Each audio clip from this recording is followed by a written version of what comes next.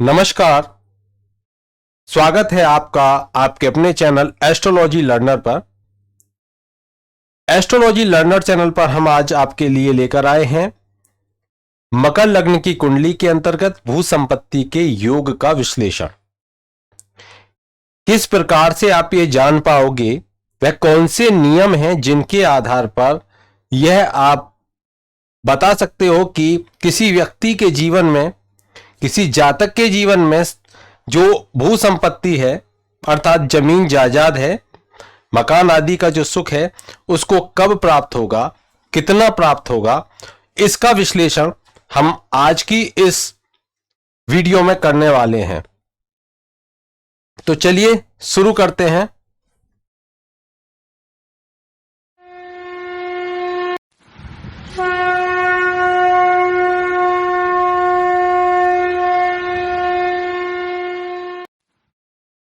सबसे पहले हम सभी को अगर मकर लग्न की कुंडली में भू संपत्ति, जिसको हम जमीन जायदाद कहते हैं, मकान आदि भी इसी के अंतर्गत आते हैं, इनका संबंध चतुर्थ भाव से होता है। तो चतुर्थ भाव का विशेष रूप से विश्लेषण करना होगा। और वहीं जब अचल संपत्ति की बात होगी तो निश्चित रूप से दूसरे भाव को भी इसमें संलग्न करना होगा, क्योंकि यह सभी बिना आय के नहीं होंगे, इसलिए आय भाव के अधिपति को भी यहां पर देखना होगा।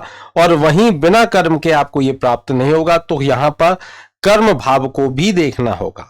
साथ ही साथ अगर भाग्य में है तो निश्चित है कि नवम भाव का भी यहां कहीं ना कहीं एक उसकी भूमिका रहेगी। और इसके साथ ही जो भूमि आदि के जो कारक हैं अर्थात मंगल, उनका भी यहां पर आपको विशेष रूप से बल देखना होगा।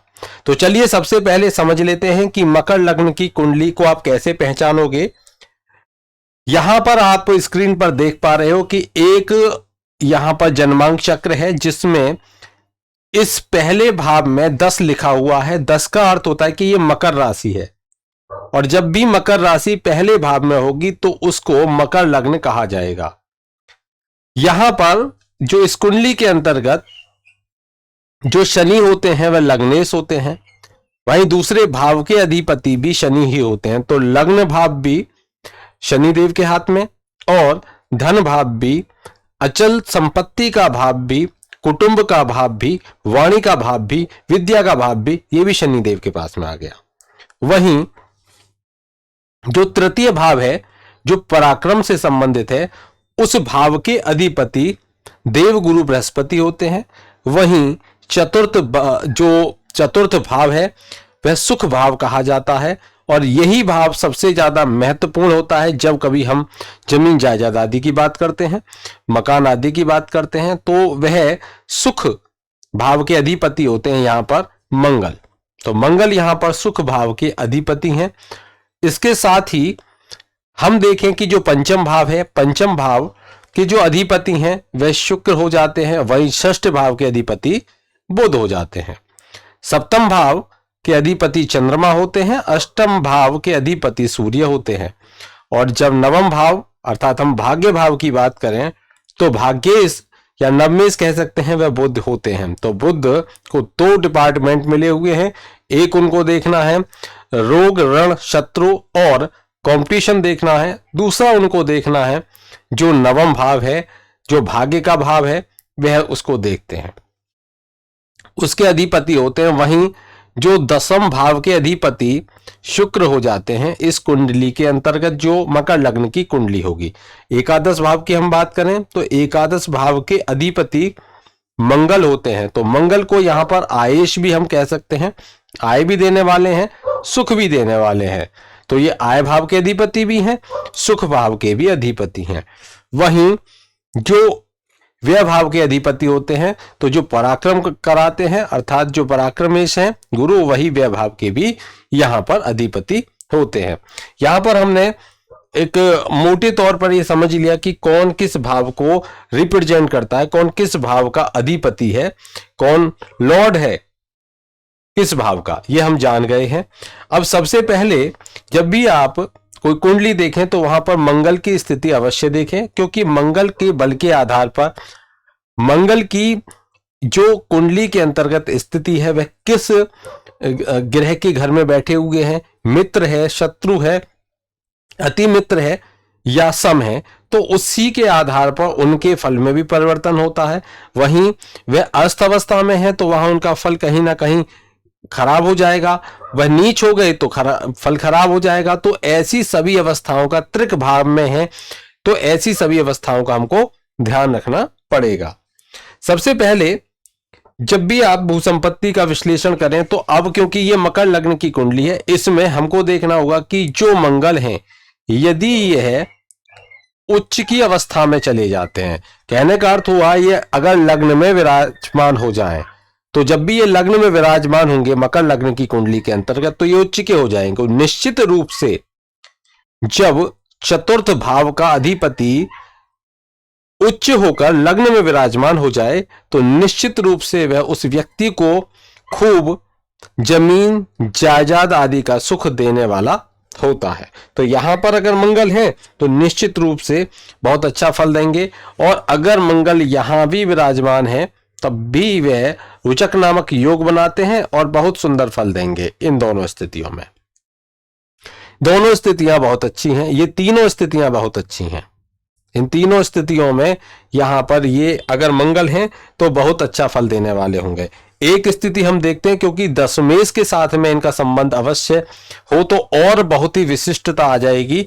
अगर यहां पर शुक्र चतुर्थ भाव में इस कुंडली के अंतर्गत विराजमान हो जाए और वहीं जो मंगल हैं वह दसम भाव में चले जाएं, तो ऐसी स्थिति जब भी होती है तो उस व्यक्ति के जीवन में बहुत सुंदर सुसज्जित विशेष सुंदरता वाला मकान भवन उस व्यक्ति को जीवन में प्राप्त होता है।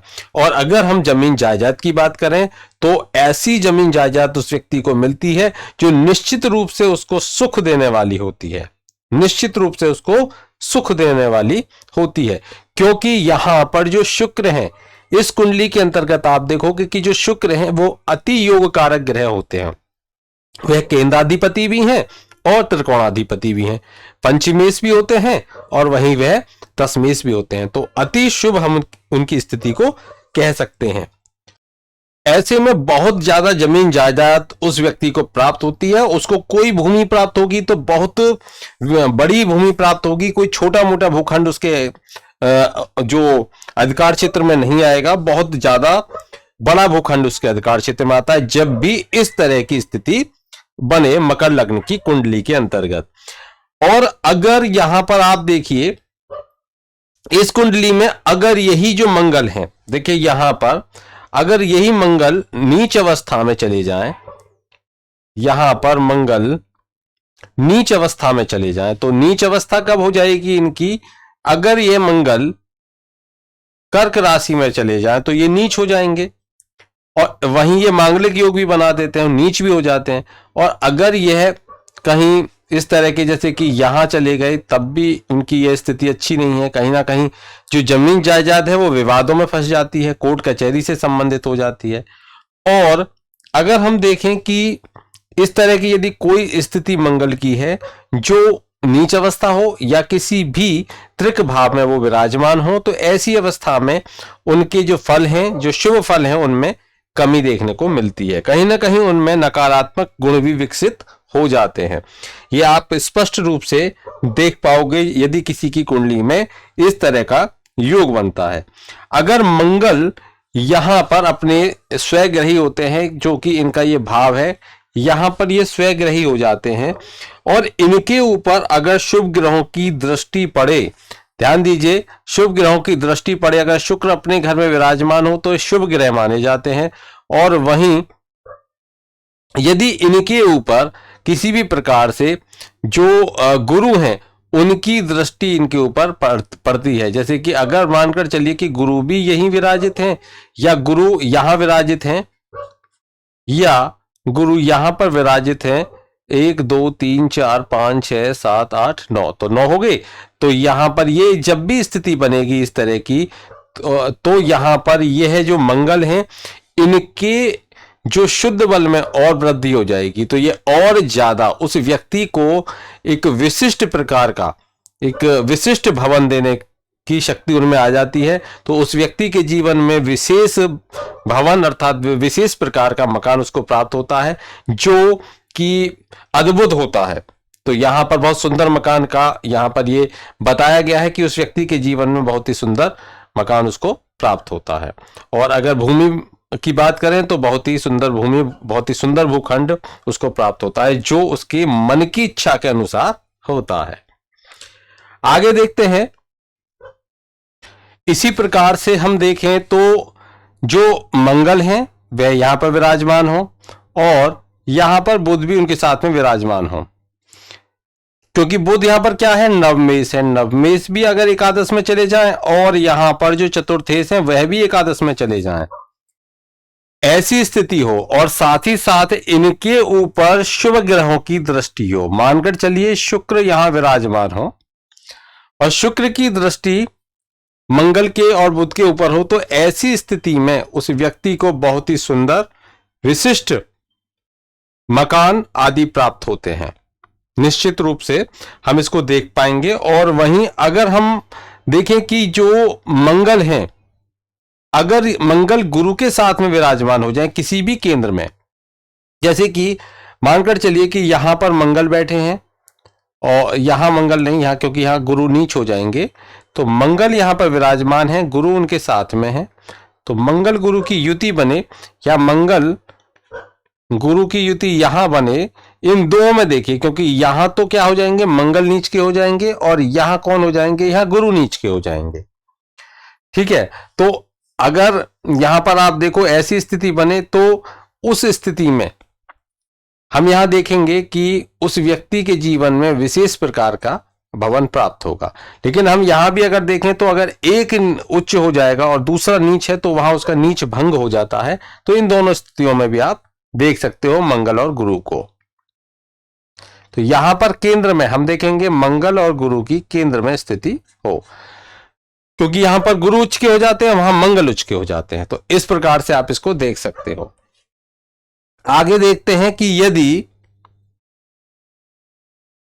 अब देखें कि यदि मंगल और शनि, मंगल और शनि ये केंद्र में बैठे या त्रिकोण में बैठे, केंद्र में हो अथवा त्रिकोण में हो, तो यहां पर ये बहुत ही सुंदर है और यहां इनको कोई पाप ग्रह न देखे, ये ध्यान रखिए। और कोई पाप ग्रह, इनको राहु हो वह इनके साथ में बैठे, तो ऐसी स्थिति जब भी आप देखोगे ये यहां भी हो सकते हैं और ये यहां पर भी हो सकते हैं। जब भी ऐसी स्थिति बने तो उस स्थिति में जैसे यहां पर मंगल और शनि विराजमान हो जाएं तो ये भी शुभ है। तो ऐसी स्थिति में जब भी ऐसी स्थिति बनेगी तो उस व्यक्ति के जीवन में विशेष जो भूमि आदि का जो सुख है विशेष रूप से उसको प्राप्त होता है। एक सुसज्जित मकान का वह स्वामी होता है, एक सुसज्जित भवन का वह स्वामी होता है। वहीं अगर जो मंगल हैं यदि वह उच्च हो जाते हैं तो उच्च कहाँ होंगे, जब लग्न में बैठेंगे तो उच्च हो जाएंगे। तो ऐसी स्थिति भी उस व्यक्ति के जीवन में बहुत सुंदर, जो उसकी अभिलाषाएं होती हैं जीवन की, तो वह सभी पूरा करने वाला जो भवन है उसको प्राप्त होता है। बस आपको ध्यान क्या रखना है कि जो पापक ग्रह हैं उनकी इन पर दृष्टि नहीं होनी चाहिए, यह आपको विशेष रूप से ध्यान रखना होगा।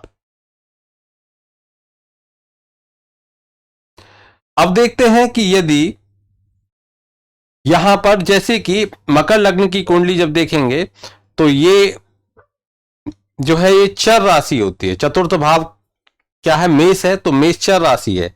तो यहां पर और अगर इसी प्रकार से जो मंगल है वह यदि यहां विराजमान हो जाए, अगर यहां पर विराजमान हो जाए, तो ऐसी स्थिति जब भी बनेगी तो उस स्थिति में या फिर वह यहां पर भी विराजमान हो जाए, तो ऐसी स्थिति में उस व्यक्ति के एक से अधिक स्थानों पर भवन या उसकी भूमि हो सकती है, तो एक से अधिक स्थानों पर वह उसको प्राप्त होती है। तो हमको क्या देखना है कि मंगल, क्योंकि यह चतुर्थ भाव चर राशि से संबंधित है और मंगल भी यदि चर राशि में विराजमान हो जाए तो उस स्थिति में उस व्यक्ति को एक शहर नहीं अनेक शहरों में उसके मकान होने की संभावनाएं बनती हैं।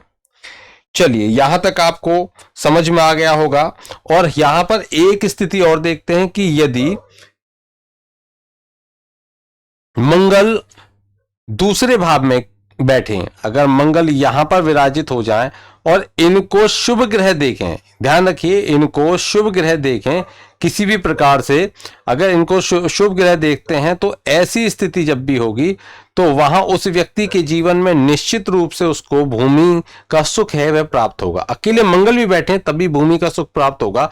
लेकिन अगर यही इनके साथ में कोई पाप ग्रह बैठ जाए, ये पाप पीड़ित हो जाए, तो वहां पर उस स्थिति में वह व्यक्ति अपने जीवन में ही उस भूमि को नष्ट भी कर देता है। तो यहां पर देखना होगा कि कितने पाप ग्रहों की कितने शुभ ग्रहों की दृष्टि उस वहां दूसरे भाव में बैठे हुए मंगल के ऊपर है। उसके आधार पर आप विश्लेषण कर सकते हो कि कितने प्रतिशत उसके जो चांस हैं कि वह अपनी जमीन को अपने जीवन में ही, अपने जो मकान है अपने जीवन में ही किसी भी कारण से उसको वह बेच देगा, या किसी भी कारण से उसको ये स्थिति आएगी कि वह अपनी आगे आने वाली पीढ़ियों को उसे नहीं देगा, अपने जीवन में ही उसको नष्ट कर लेगा।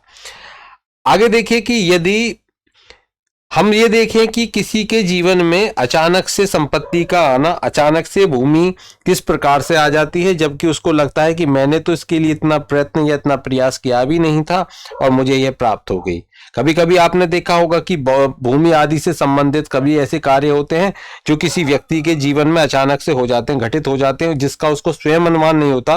वह भी ये सोचता है बड़ी आसानी से उसको यह मिल गया। तो यह स्थिति कब आती है? जब भी, ध्यान दीजिए, जब भी इस कुंडली के अंतर्गत मंगल कहां बैठे हो? चतुर्थ भाव में हो, मंगल चतुर्थ भाव में हो अथवा एकादश भाव में हो, क्योंकि ये दोनों ही भाव मंगल के हैं। ध्यान दीजिए, मंगल यदि यहां पर मंगल की स्थिति अच्छी रहेगी, मंगल यदि एक चतुर्थ भाव में हो या फिर एकादश भाव में हो, यह आपको देख लेना है कि चतुर्थ में बैठे हैं या एकादश में बैठे हैं, किसी भी भाव में बैठे हैं। उस स्थिति में उस व्यक्ति को बड़े आराम से, बहुत कम परिश्रम से वह संपत्ति, वह भू संपत्ति प्राप्त हो जाती है। जब भी इनकी महादशा होगी, जब भी इनके ऊपर जो दृष्टि डालने वाले ग्रह उनकी अंतरदशा होगी, तो इसी प्रकार से हम देखते चलेंगे कि किसकी महादशा, किसकी अंतरदशा, किसकी प्रत्यंतर दशा, जिसमें वह कार्य होगा। लेकिन यहां पर जब भी मंगल की यह स्थिति मकर लग्न की कुंडली में बनेगी तो निश्चित रूप से वह कहीं ना कहीं बड़े कम परिश्रम से संपत्ति को प्राप्त कर सकता है। एक स्थिति हम और बता देते हैं कि जैसे कि यदि जो मंगल हैं और जो बुध हैं, ये यदि एकादश भाव में, जैसे मैंने अभी पहले बताया कि मंगल और बुध अगर ये एकादश भाव में बैठ जाए, साथ ही साथ जो शनि है वह यहां पर बैठ जाए, फिर तो आप ये कहिए कि उसके जीवन में भूमि का सुख, उसके भाग्य में लिखा है कि उसको भूमि का सुख निश्चित रूप से मिलेगा, राजाओं के समान उसका जीवन होगा।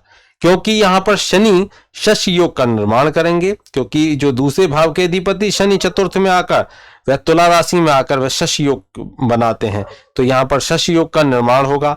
और साथ ही साथ मंगल रोचक योग बनाएंगे जो कि चतुर्थाधिपति भी हैं और आयुष भी हैं। और अगर उनके साथ में भाग्य का अधिपति भी आकर बैठ जाए तो निश्चित रूप से उस व्यक्ति का भाग्योदय हो जाएगा और वहां पर उसको जो भूमि आदि से संबंधित सुख है, जो मकान आदि से संबंधित सुख है, वो विशिष्ट प्रकार का सुख उसको प्राप्त होगा। बहुत ही सुंदर भवन उसको प्राप्त होगा जो अद्भुत होगा। निश्चित रूप से वह उसको अपने जीवन में देखेगा और बड़े आराम से उसको यह प्राप्त होगा। तो यहां पर हमने यह देखा।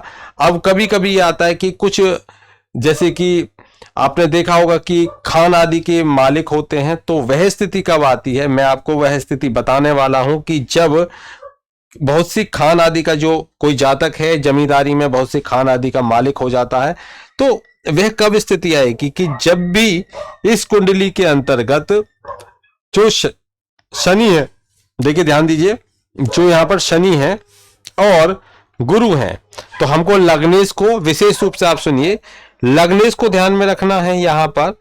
और लग्नेश के साथ साथ हमको यहां पर ध्यान में रखना है तृतीयेश को और चतुर्थेश को। लग्नेश, देखिए मैं यहां बता देता हूं, यहां पर लग्नेश, तृतीयेश, चतुर्थेश, पंचमेश, षष्ठेश, इनको ध्यान में रखोगे।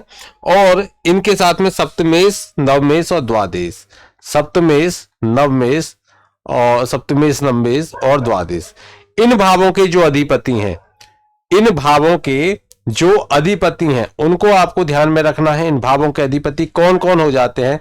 तो एक तो आपको गुरु को ध्यान में रखना है, एक आपको शनि को ध्यान में रखना है, मंगल को और शुक्र को यहां पर, और बुध को आपको ध्यान में रखना है, साथ में चंद्रमा को भी लेकर चलना है। तो ये जब भी ये केंद्र में बैठे हों, त्रिकोण में बैठे हों, ये सभी जो ग्रह हैं, यदि केंद्र में हो, शनि केंद्र में हो, उन्हीं के साथ में मंगल हो, उनके साथ में ही शुक्र हो, उनके साथ में ही बुध हो, उनके साथ में ही चंद्रमा बैठे हो, जब भी ये सभी एक साथ बैठे हों, केंद्र या ये जो त्रिकोण भाव है उनमें विराजित हो, तो ऐसी स्थिति में उस व्यक्ति के जीवन में बहुत बड़ा जमींदार होता है, खूब जमीन जायदाद उसके पास में होती है, और साथ ही साथ वह जमीन उसको कहीं ना कहीं वह खान आदि का भी मालिक होता है। तो यह विशिष्ट स्थितियां रहती हैं। यदि किसी व्यक्ति के जीवन में इनसे संबंधित कोई परेशानी है, तो वह यदि कोई त्रिक भाव में बैठा हुआ है, चतुर्थाधिपति, या चतुर्थाधिपति पीड़ित है किसी भी प्रकार से, और अगर वह शुभ स्थिति में बैठा हुआ लेकिन किसी पाप ग्रह के कारण वह पीड़ित है, तो उस अवस्था में आप उसका रत्न आदि धारण कर सकते हो, उसकी सभी स्थितियों को ध्यान में रखकर। अन्य स्थितियों में आप यदि देखें कि वह नीच अवस्था में है, या त्रिक भाव में बैठा हुआ है, या कोई ऐसी अवस्था है जिसके कारण से अगर आप उसका बल बढ़ाओगे तो कहीं ना कहीं प्रॉब्लम भी आपको खड़ी करेगा, तो उस स्थिति में आपको शांति आदि करानी चाहिए। तो यहां पर हमको ये सभी बातों का ध्यान रखना चाहिए, और जब भी आप इसका विश्लेषण करें तो बहुत ही सूक्ष्मता से इसका विश्लेषण करना आपको चाहिए। आज के लिए इतना ही। आशा करता हूं ये जो विषय है, इस विषय को हम लेकर चल रहे हैं भू संपत्ति अर्थात जमीन जायदाद का, और यहां तक हमने मेष लग्न से लेकर मकर लग्न तक की कुंडलियों का विश्लेषण कर लिया है। आप भी अपनी कुंडली का स्वयं विश्लेषण करें और यहां पर कमेंट करके बताएं कि आपको दिए गए जो भी नियम है वह नियम आपकी कुंडली पर कितने नियम सही बैठते हैं, किस नियम से आपको कब वह लाभ हुआ। निश्चित रूप से आप हमें कमेंट करके अवश्य बताइए। आगे हम लेकर आएंगे कुंभ लग्न की कुंडली में भू संपत्ति का अर्थात जमीन जायदाद का किस प्रकार से विश्लेषण करें। तब तक के लिए जय श्री कृष्ण।